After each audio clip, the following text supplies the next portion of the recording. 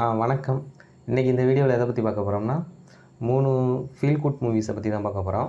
Feel good மூவிஸ்னால் என்ன அப்படின்னா, என்ன சொல்கிறது, ஒரு படத்தை பார்த்துட்டு அந்த படத்தோட எண்டில் ஓகே ஒரு ஒரு ஒர்த்தான படத்தை தான் இன்றைக்கி பார்த்தோம் அப்படிங்கிற மாதிரி ஒரு 3 படத்தோட ஸ்டோரியை தான் நான் சொல்ல போகிறேன். 3 படத்தோட நேமும் சொல்ல போகிறேன்.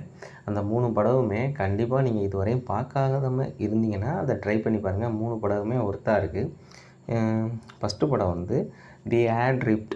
இந்த படம் வந்து 2018 ரிலீஸ் ஆகிருக்கு. இது வந்து ஒரு ட்ரூ ஸ்டோரியை ஃபேஸ் பண்ணி எடுத்த படம் தான். கண்டிப்பாக உண்மையிலே ஒரு உண்மையான ஒரு உண்மை சம்பவத்தை ஃபேஸ் பண்ணி எடுத்த படம். இந்த படத்தோட ஐஎம்டிபி ரேட்டு பார்த்திங்கன்னா 10க்கு 6.6. படம் வந்து ஐஎம்டிபி ரேட்டிங் கொஞ்சம் கம்மியாக இருந்தாலும் படம் வந்து ஒரு ஒர்த்தான ஒரு தரமான படம் தான். இது எந்த ஓடிடி தளத்தில் இருக்குது அப்படின்னு பார்த்தோம்னா பிரைம் வீடியோவில் அவைலபிளாக இருக்குது. நீங்கள் போய் பார்த்துக்கலாம்.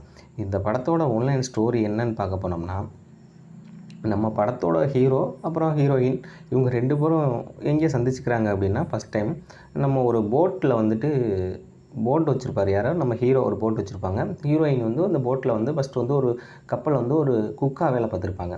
சரி வீட்டுக்கு போக எனக்கு விருப்பம் இல்லை அப்படின்னு சொல்லிட்டு நம்ம இன்னொரு இடத்துல வந்து ஒரு போட்டில் வந்து ஒரு க்ளீனர் மாதிரி வந்து வேலை பார்த்துட்டு இருப்பாங்க. அப்போ அந்த இடத்துல நம்ம ஹீரோ வந்து அவரோட போட்டை வந்து கட்டத்துக்கு வருவார். அப்போ 2 பேரும் சந்திச்சுக்கிறாங்க. அதுக்கப்புறம் அவங்க என்ன சொல்கிறது, டின்னர் போகிறாங்க. அதுக்கப்புறம் அந்த அவங்களுக்குள்ள ஒரு லவ் மூவ் ஆகுது. அந்த மாதிரி போய்கிட்டு இருக்கும்போது கொஞ்ச நாளைக்கு அப்புறம் ஹீரோயினோட ஆசையும் ஹீரோவோட ஆசையும் என்ன அப்படின்னு பார்த்தோம்னா, நம்ம போட்டில் இந்த கடல் வழியாக உலகத்தையே சுற்றி வரணும் அப்படிங்கிறது தான் அவங்க ஆசை. அதுக்கப்புறம் வந்து நம்ம ஹீரோவும் ஹீரோயினையும் கிளம்பி அவங்க ஆசையை வந்து அதான் அந்த கடலில் வந்து உலகத்தை சுற்றி வரலாம் அப்படின்னு சொல்லிட்டு கிளம்புறாங்க. கிளம்பும்போது 2 பேரும் நல்லா தான் போயிட்டுருக்காங்க. ஆனால் அவங்க போய் கொஞ்சம் தூரத்தில் அவங்களுக்கு ஒரு சில பிரச்சனைகள் ஏற்படும். அதிலேருந்து அவங்க மீண்டாங்களா இல்லையா, அவங்க கடலை சுற்றி பார்த்தாங்களா இல்லையா, அவங்க சேஃப்டியாக வந்தாங்களா இல்லையாங்கிற மாதிரி தான் படம் வந்து மூவ் ஆகும். படம் வந்து கண்டிப்பாக ஒரு ஒர்த்தான படம். எல்லோரும் பார்க்க வேண்டிய படம் தான். படம் வந்து கண்டிப்பாக நல்லாயிருக்கு. ட்ரை பண்ணி பாருங்கள். 2வது படம் வந்து ஸ்லம்டாக் மில்லியனேரி. இந்த படம் வந்து 2008 ரிலீஸ் ஆகிருக்கு. இந்த படத்தோட ஐஎம்டிபி ரேட்டிங் வந்து 10க்கு 8. கண்டிப்பாக ஒரு ஒர்த்தான படம் தான். நல்லாயிருக்கு படம். கண்டிப்பாக ட்ரை பண்ணி பாருங்கள். இது எந்த ஓடிடியில் இருக்குது அப்படின்னு பார்த்தோம்னா, நெட்ஃப்ளிக்ஸில் அவைலபிளாக இருக்குது. நெட்ஃப்ளிக்ஸில் நீங்கள் போய் பார்த்துக்கலாம்.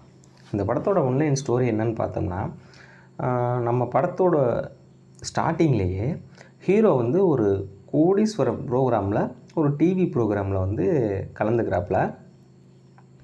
கலந்துக்கும்போது அவர் வந்து கேட்குற கேள்விக்கெல்லாம் ஓரளவு கரெக்டாக ஆன்சர் பண்ணிகிட்ருக்காரு. கொஞ்ச நேரம் கழித்து பார்த்தா அவரை போட்டு போலீஸ் அடின்னு அடிக்கிறாங்க. எதுக்கு அடிக்கிறாங்கன்னு பார்த்தா, அந்த ப்ரோக்ராமில் எல்லா கேள்விக்கும் ஆன்சர் வந்து சரியாக சொல்கிறாங்க, இவர் வந்து ஏதோ ஃப்ராடு பண்ணுறாரு அப்படின்னு நினச்சிட்டு நம்ம ஹீரோவை போட்டு அடி நச்சு போடுறாங்க. அதுக்கப்புறம் போலீஸ்க்கு வந்து கேட்குறாங்க, எப்படி ஒவ்வொரு கொஸ்டினுக்கும் எப்படி உனக்கு கரெக்டாக ஆன்சர் தெரியும் அப்படிங்கிற மாதிரி படம் வந்து ஸ்டார்ட் ஆகுது. அப்போ வந்து ஒவ்வொரு கொஸ்டினுக்கும் ஒவ்வொரு பதிலுக்கும் அவர் ஒரு என்ன சொல்கிறது ஃப்ளாஷ்பேக் ஒன்று வச்சுருக்காரு நம்ம ஹீரோ. அது சொல்லும்போதும் ஒவ்வொரு கொஸ்டினுக்குள்ள ஆன்சருக்குமே அவர் சொல்கிற ஃப்ளாஷ்பேக்கு தரமாக இருக்கும். கண்டிப்பாக வந்து எல்லோரும் பார்க்க வேண்டிய படம் தான். அந்த படமும் நல்லா இருக்குது. இந்த படத்தையும் ட்ரை பண்ணி பாருங்கள். அடுத்து வந்து 3வது படம்.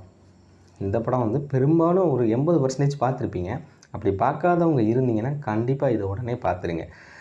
இந்த படம் வந்து த பர்சூட் ஆஃப் த ஹாப்பினஸ். இந்த படம் வந்து 2006 தான் ரிலீஸ் ஆகிருக்கு. இது எந்தெந்த ஓடிடி தளத்தில் இருக்குது அப்படின்னு பார்த்தோம்னா, நெட்ஃப்ளிக்ஸில் அவைலபிளாக இருக்குது. இதோட ஆன்லைன் ஸ்டோரி என்ன அப்படின்னு பார்த்தோம்னா, சொல்ல மறந்துட்டேன். இதுக்கு ஐஎம்டிபி ரேட்டிங்கும் 8.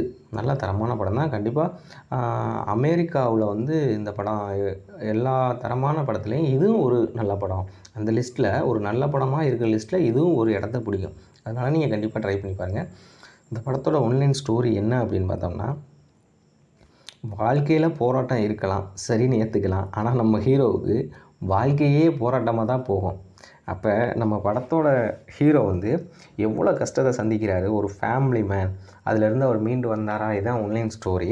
இந்த படம் வந்து 1981 நடக்கிறது மாதிரி கதை வந்து காமிப்பாங்க, கதைக்களம் வந்து காமிப்பாங்க. நம்ம ஹீரோவுக்கு ஒரு மிடில் கிளாஸான ஆள் தான்.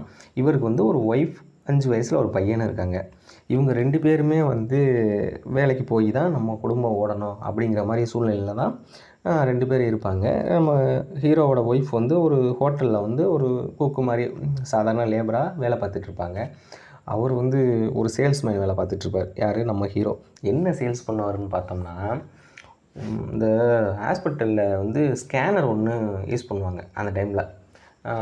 அது மாதிரி ஸ்கேனரை வந்து இவர் வந்து எல்லா ஹாஸ்பிட்டல்லையும் நம்ம விற்றுடலாம் அப்படின்னு சொல்லிட்டு ஃபஸ்ட்லேயே ஒரு இருக்க காசுக்கு ஃபுல்லாகவே ஸ்கேனரை வாங்கி வீடு ஃபுல்லாக அடிக்கிடுவாங்க. அடிக்கிட்டு பார்த்தா ஒவ்வொரு ஹாஸ்பிட்டலாக போகும்போது எனக்கு வந்து இது வந்து டைம் ஆகுது, அமௌண்ட்டு கூட இருக்குது அப்படின்னு சொல்லிட்டு யாருமே வாங்க மாட்டாங்க. மாதத்தில் 1 விற்றா தான் அது அவரோட குடும்பமே அதுக்கு வந்து ரன் ஆகும். அப்படி இருக்க காலகட்டத்தில் வந்து இவர் வந்து நான் வேறு வேலைக்கு போகிறேன் அப்படின்னு சொல்லிட்டு போயிட்டு ஒய்ஃப்கிட்ட வந்து சொல்லுவாப்புல. அது என்ன வேலை அப்படின்னா, ஒரு ஸ்டாஃப் புரோக்கர் அப்படிங்கிற மாதிரி ஒரு பெரிய கம்பெனிலேருந்து ஒரு லெட்டர் ஒரு தெரிஞ்சவங்க மூலமாக வரும்.